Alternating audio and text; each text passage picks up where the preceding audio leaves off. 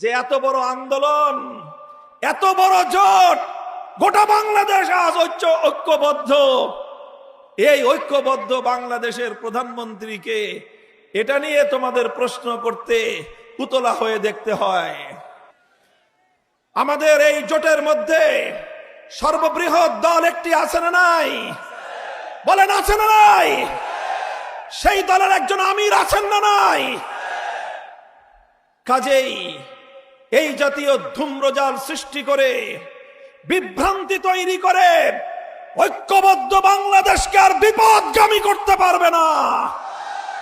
আমরা বলতে চাই, 10 দলীয় যে ঐক্য গঠিত হয়েছে, কোন একক নেতার নেতৃত্ব প্রতিষ্ঠার জন্য নয়।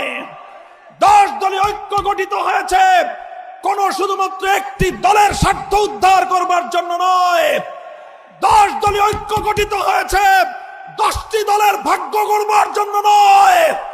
10 দলীয় ঐক্য গঠিত হয়েছে বাংলার মানুষের ভাগ্য গড়বার জন্য।